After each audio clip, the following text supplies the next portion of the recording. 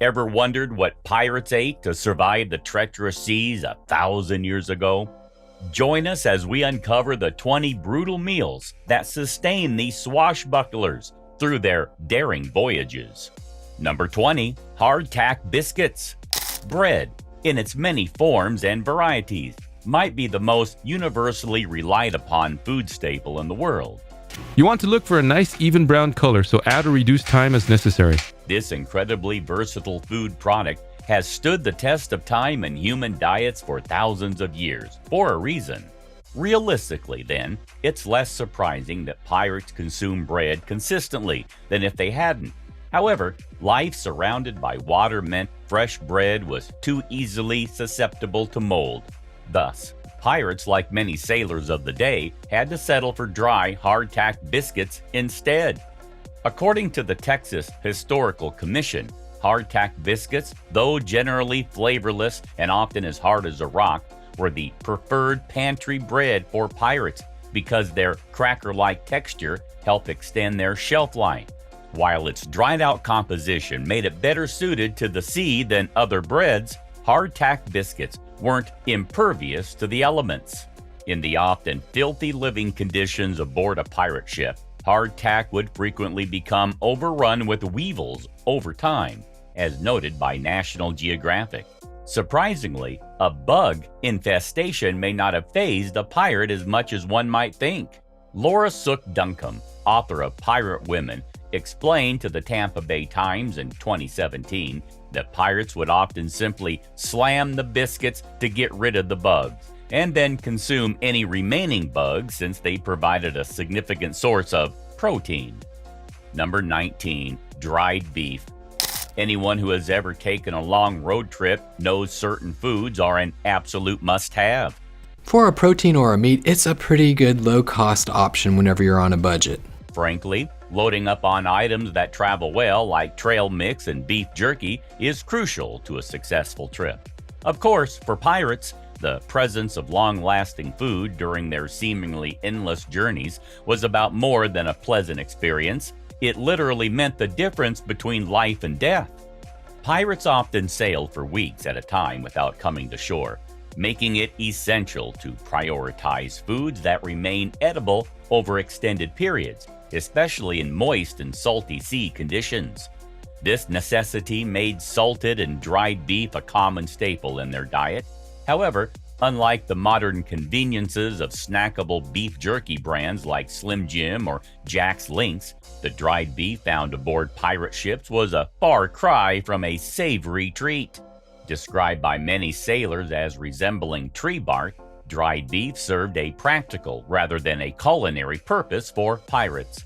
National Geographic recounts tales of sailors repurposing their tough dried beef rations into makeshift belt buckles, underscoring its durability but also its unappetizing nature. For pirates, dried beef was akin to hardtack, a necessary evil for survival, providing essential protein and sustenance during long voyages. Number 18. Pickled meats and vegetables. You know how we rely on refrigeration to keep our food fresh today? Now I'm going to push them down because I don't want air pockets in here. Well, back in the days of pirates, they didn't have that luxury. Imagine being out at sea for weeks or even months on end with no way to keep food from spoiling quickly. Pirates had to get creative to survive, and one of their go-to tricks was pickling. Picture this. You're a pirate sailing the high seas in the 17th or 18th century.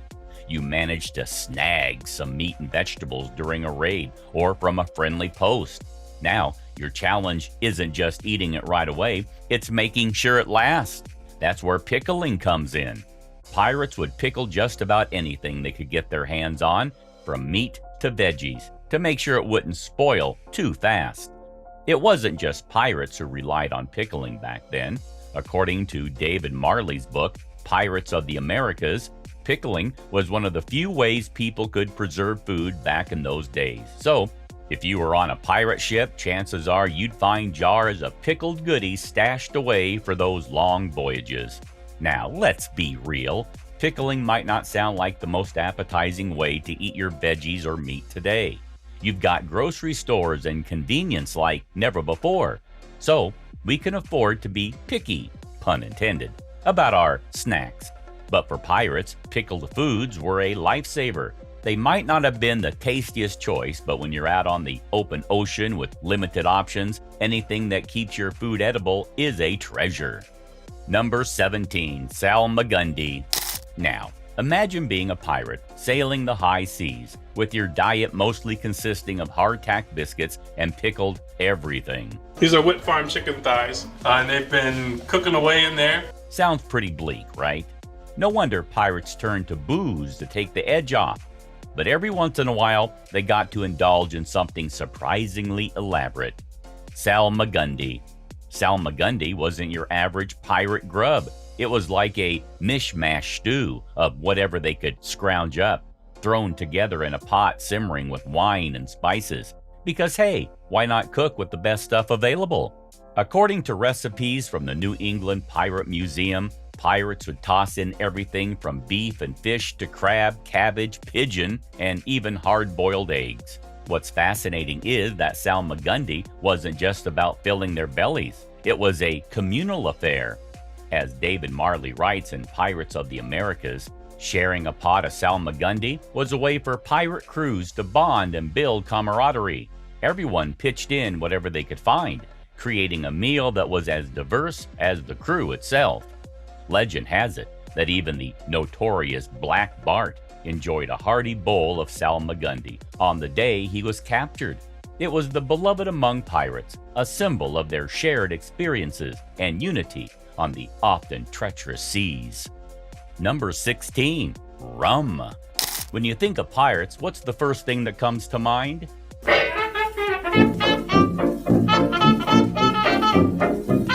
If it's not rum, then you might need to brush up on your pirate lore. As Robert Louis Stevenson hinted in Treasure Island, rum wasn't just a drink for pirates, it was practically a way of life. Picture this, you're sailing the Caribbean seas, battling storms and rival ships. What keeps you going? It's not just the thrill of adventure, it's the comforting embrace of a good old bottle of rum. From fictional tales to real-life accounts, rum held a special place in the hearts and livers of pirates everywhere. But here's the thing, while rum was the undisputed star of pirate drinks, it wasn't the only player in town. Pirates weren't picky. They'd chug down beer, wine, or anything that could keep them pleasantly buzzed amidst their rough-and-tumble lives at sea. According to Captain Nathaniel Uring, those Caribbean pirates were a rowdy bunch who could party for days on end. Why was rum such a hit with pirates? For one, it was abundant in the Caribbean, where sugar plantations churned out barrels of the stuff. Plus, rum had a longer shelf life than fresh water, which could quickly turn into a foul, slimy mess on those long voyages. So, when you see those Captain Morgan ads, or sip on some Ron Roberto, know that you're keeping a pirate tradition alive, one swig at a time. Number 15, algae-infested water.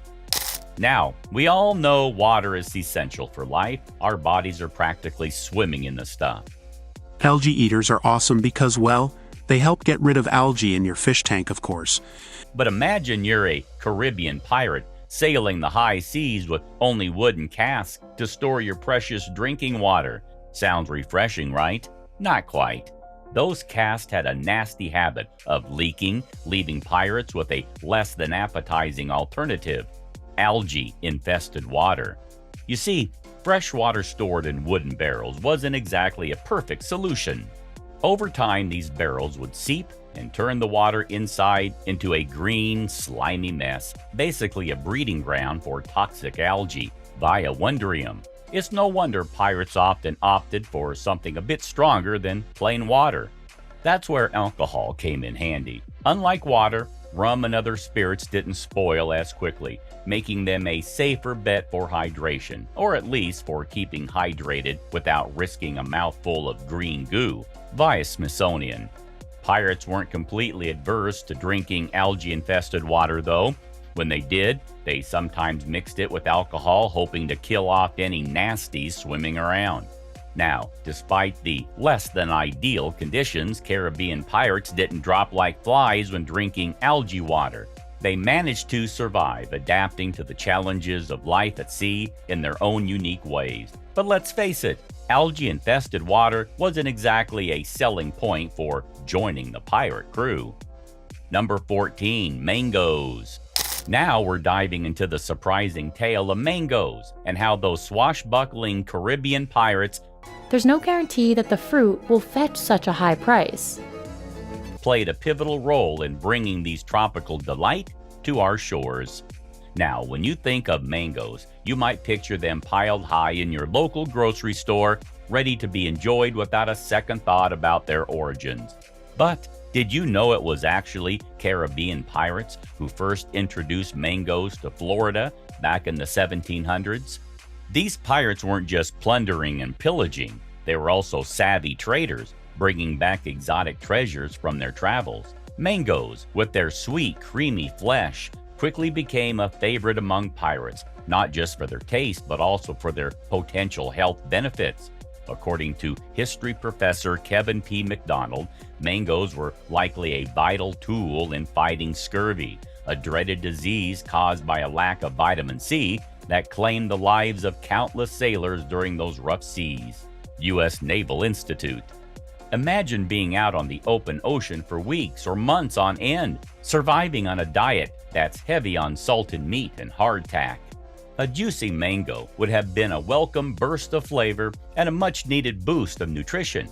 Pirates weren't just munching on mangoes raw, they were also incorporating them into their cooking. In fact, recipes like the salmagundi, as detailed in Pirates of the Americas by David Marley, often featured mangoes alongside other ingredients in heavy stews cooked up on deck. Nowadays, we can enjoy mangoes in countless ways: fresh, sliced over yogurt, blended into smoothies, or even grilled for a sweet twist on savory dishes. But back in the golden age of piracy, these fruits were not just a culinary delight, they were a lifeline for sailors battling the perils of the sea. Number 13, cheese. Let's delve into the cheesy history of pirates and how this humble dairy product became a staple aboard their ships. These machines use molds and pressure to shape the cheese precisely. Picture this, you're a swashbuckling pirate sailing the high seas in search of treasure and adventure. Amidst all the plundered loot from merchant vessels, one treasure that often found its way into pirate hands was barrels of cheese. Why cheese, you ask? Well, besides its irresistible taste, cheese was a practical choice for pirates. It could withstand long voyages without spoiling, making it a reliable source of sustenance during their extended journeys. Cheese wasn't just about survival, though. It was also about staying healthy. Loaded with essential nutrients like calcium, cheese helped pirates maintain strong bones and ward off dreaded ailments like scurvy, a scourge that plagued many sailors due to vitamin deficiencies. Imagine life aboard a pirate ship, where meals were often simple and meat-heavy. Cheese added much-needed variety and flavor to their diets. Whether enjoyed as a quick snack or melted into a heavy dish, cheese provided a comforting taste of home amidst the harsh realities of pirate life. Number 12, nuts and legumes. Let's dive into why nuts and legumes were more than just treasure to pirates. Why are these tiny powerhouses so important, and how can you seamlessly incorporate them into your daily meals? They were essential sustenance that kept them sailing through storm and calm alike. Picture life aboard a pirate ship, where provisions were scarce and survival depended on clever choices. Nuts like almonds, walnuts, and pecans, along with legumes such as lentils and chickpeas, were prized commodities among pirates. Why? Because these small but mighty foods packed a powerful punch of nutrition. For pirates, nuts and legumes weren't just snacks, they were a lifeline. Rich in protein, healthy fats, and essential nutrients, nuts provided sustained energy and helped maintain muscle strength during the physical demands of life at sea. Meanwhile, dried legumes offered fiber, vital minerals, and additional protein, supporting overall health and digestion. Luxuries amid the monotony of preserved meat and hardtack biscuits. Imagine the scene. A pirate crew celebrating their latest splendor, feasting on a hearty stew enriched with almonds and lentils. These foods weren't just sustenance, they brought variety and flavor to meals that would otherwise be dull and predictable. From snacks on deck to hearty soups in the galley, nuts and legumes provided both nourishment and a welcome break from the rigors of pirate life. But it wasn't just about nutrition, it was about survival. Nuts and legumes were easy to store, withstanding the challenges of long sea voyages without spoiling, a crucial trait in the unpredictable world of piracy. Whether obtained through trade, plunder, or provisions from captured ships, these humble foods became indispensable staples that sustained pirate crews through their daring escapades on the high seas. Number 11. Salted meat. Let's delve into why salted meat was more than just a provision. There are many descriptions of it, even sort of recipes for it, and I've got this. It was a lifeline for pirates navigating the treacherous waters of the seven seas. Imagine life aboard a pirate ship, where every meal was a testament to survival. Salted meat, typically beef or pork, played a pivotal role in sustaining these swashbuckling adventurers during their long maritime journeys. But why salted? Well, it wasn't just about flavor, it was about preservation. The process of salting involved covering cuts of meat with layers of salt, which drew out moisture and created an inhospitable environment for bacteria. This ensured that the meat remained edible for months on end, even in the humid and unpredictable conditions aboard ships where fresh provisions were a luxury. For pirates, salted meat wasn't just a meal, it was a primary source of protein and essential nutrients needed to maintain strength and energy. Whether it was enjoyed on its own, rehydrated in stews, or simmered into savory soups, salted beef and pork provided sustenance and flavor that sustained pirate crews through their daring exploits on the high seas. Imagine the scene. A crew of rugged buccaneers sitting down to a hearty meal of salted beef stew, fortified with vegetables and seasoned with the remnants of their plundered spices. This wasn't fine dining, it was survival, wrapped in the flavors of resilience and resourcefulness. But salted meat wasn't about its challenges. Its toughness and high salt content could be harsh on the palate, requiring a hearty appetite and perhaps a swig of rum to wash it down. Yet for pirates accustomed to rugged life and the thrill of adventure, salted meat represented more than sustenance. It symbolized the ingenuity and tenacity required to thrive during the golden age of piracy. Number 10. Rice and grain. Let's talk about the unsung heroes of the pirate diet, rice and grains. Grain rice has a chewy texture and is commonly used in sushi. Medium grain rice is more tender and sticks together easily. While salted meats and hardtack biscuits may steal the spotlight, these humble staples played a crucial role when pirates could get their hands on them. Picture life aboard a pirate ship, every meal a reminder of survival. Rice and grains, when available, offered a welcome change from the monotony of preserved meats and biscuits. Pirates seized opportunities during raids on merchant vessels or visits to coastal settlements to stock up on these essential carbohydrates and nutrients. Rice, prized for its compactness and versatility, could be boiled into a hearty porridge or mixed with whatever bounty they plundered to create more substantial fare. Whether it was a simple rice dish or a hearty stew with grains like barley or oats, these provisions added much-needed variety and nutrition to the pirates' diet. Of course, the availability of rice and grains wasn't guaranteed. Pirates had to rely on successful raids and chance encounters to replenish their stores. Sometimes these staples were a luxury, but when they were aboard, they provided valuable dietary fiber, carbohydrates, and a break from the endless sea of salted meats and fish. Number 9. Stew. Today, we're diving into one of the most beloved dishes aboard pirate ships, stew. Irish stew is super easy to make. But there are a few things to pay attention to. This hearty one-pot meal was more than just food for pirates. It was a culinary cornerstone that sustained them through their daring adventures on the high seas. Imagine life aboard a pirate ship. Cramped quarters, limited storage space, and long voyages that demanded efficient use of provisions. Stew was the answer. Pirates gathered whatever ingredients they could lay their hands on: salted meats, dried beans, vegetables scavenged from islands, and sometimes fresh catches like fish or seafood.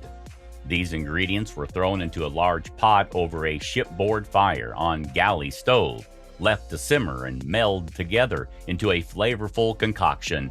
The beauty of stew lay in its adaptability. Pirates could throw in whatever they had on hand, making each batch unique depending on recent raids or trades.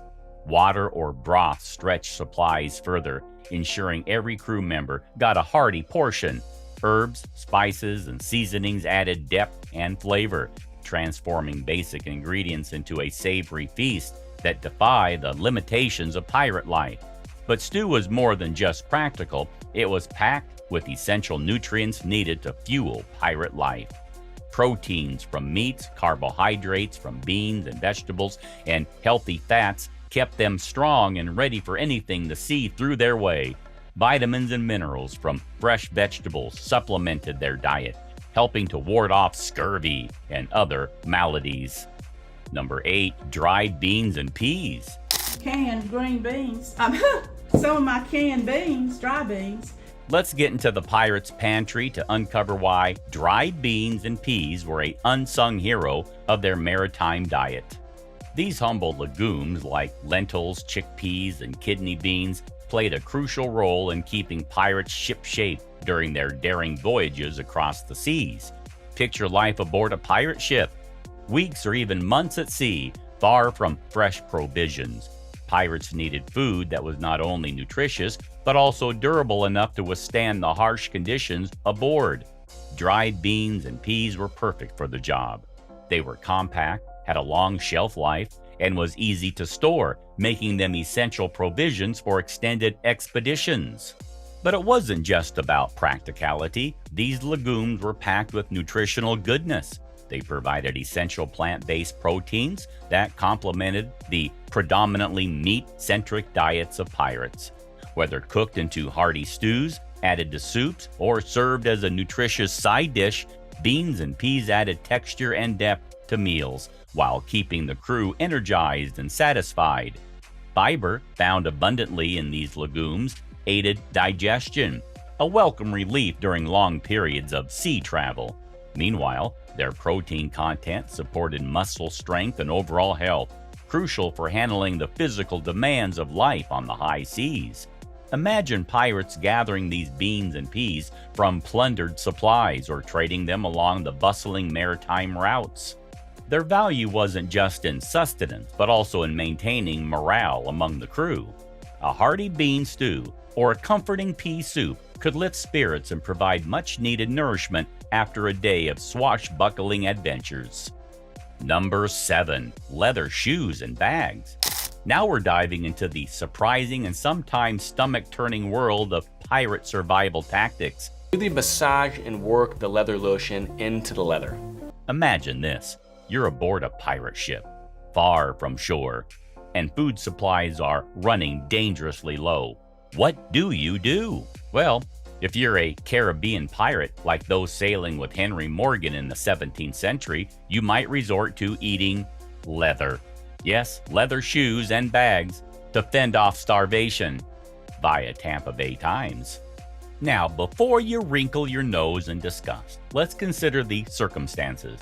Leather, which comes from animal skin, isn't inherently toxic. In fact, back in the 1600s, leather-making processes involved fewer chemicals than today, making it potentially safer to eat in desperate times.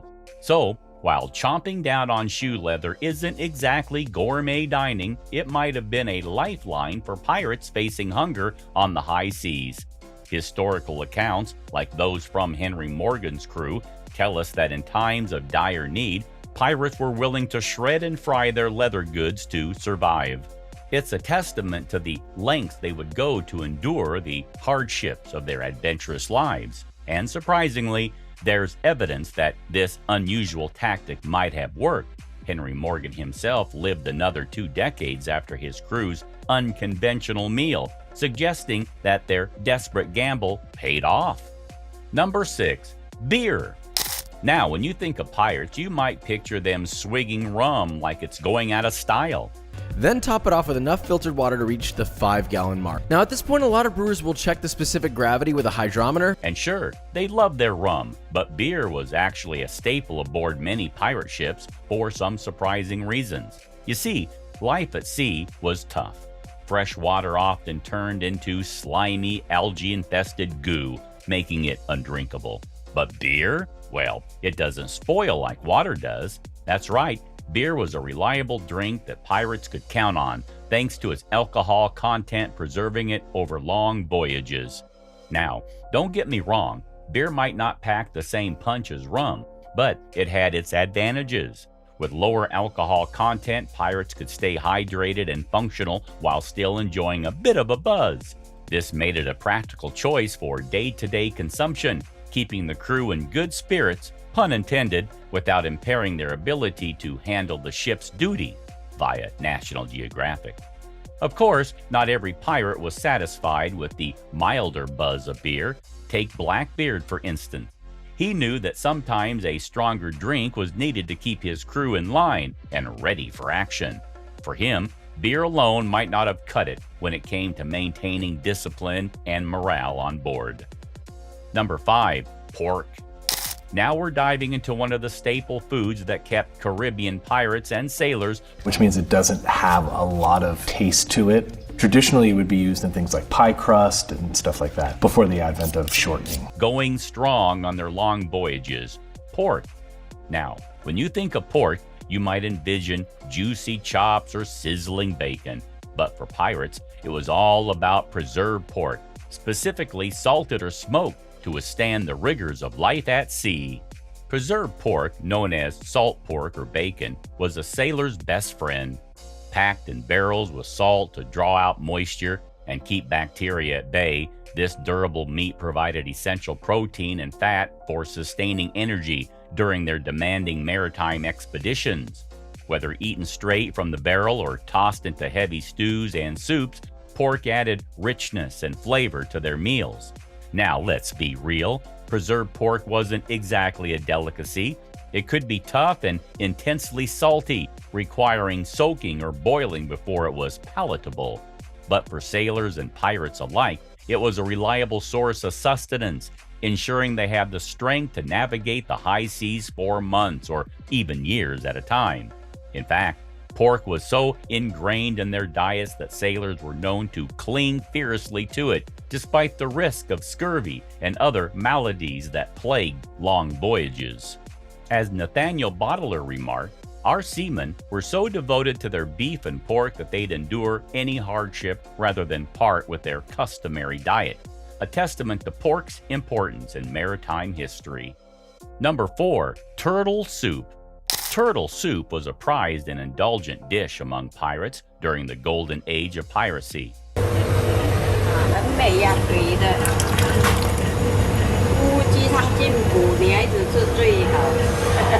When pirates managed to catch turtles during their voyages, particularly in tropical waters, they would often prepare them into a savory soup that became a symbol of luxury and celebration aboard. The preparation of turtle soup involved boiling the turtle meat, typically from the green sea turtle, along with various seasonings and vegetables that were available on the ship or acquired during raids. The meat of the green sea turtle was particularly favored for its tender texture and mild flavor, making it suitable for soups and stews. Pirates would cook the turtle meat slowly over an open fire or a large cauldron, allowing the flavors to meld together and create a hearty, satisfying dish. Sometimes, additional ingredients such as onions, garlic, tomatoes, and spices were added to enhance the taste and richness of the soup.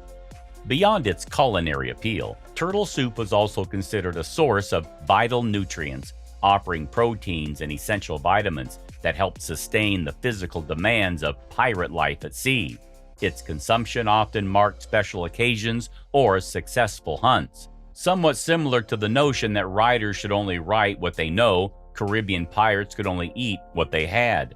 A nautical lifestyle only left so many options for filling a buccaneer's plate, after all. But while the back-breaking labor and effort involved with catching fish over the side of a brig likely wasn't of interest to a pirate, scooping up sea turtles along the shore was, as the animal provided an easy, plentiful, and fresh source of meat. Number 3. Lobster. Lobster was indeed a rare treat for pirates during the golden age of piracy.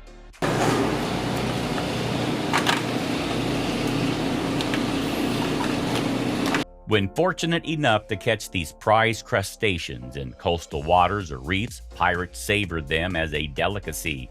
Lobsters were typically roasted over an open flame or cooked in makeshift kitchens aboard ships, enhancing their natural flavors without elaborate seasonings.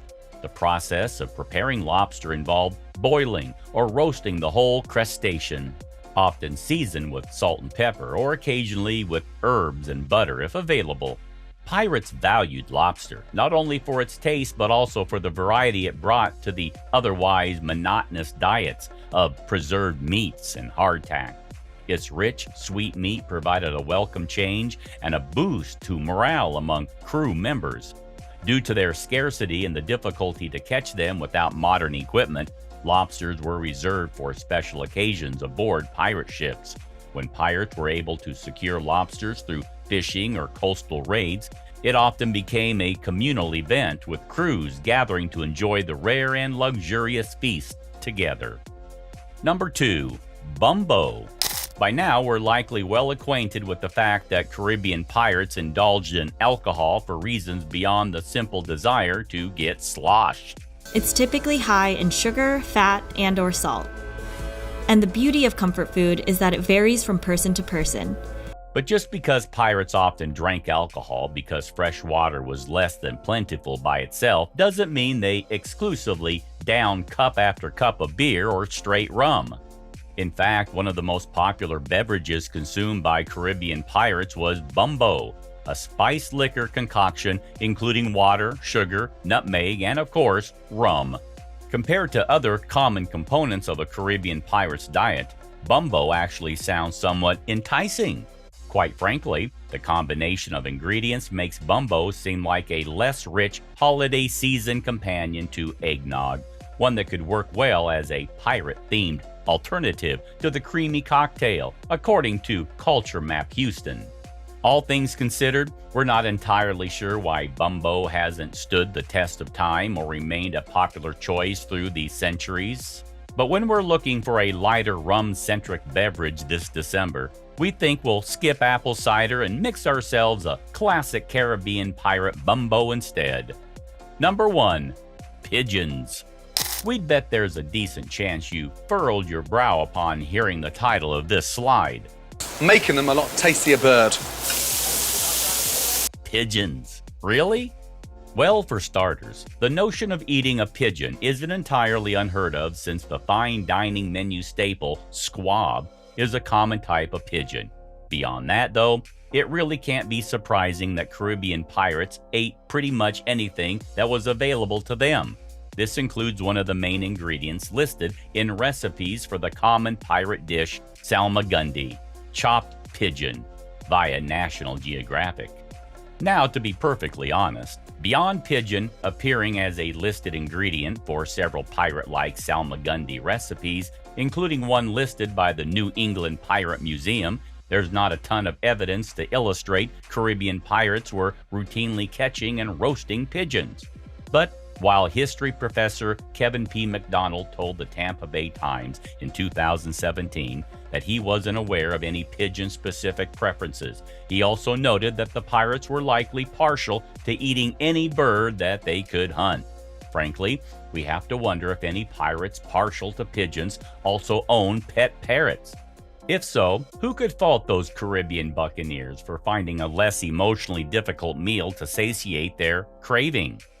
That's a wrap for our exploration of the 20 brutal meals pirates ate 1,000 years ago. If you enjoyed this journey into history, don't forget to like, subscribe, and check out our other videos for more fascinating tales from the past. Thanks for watching.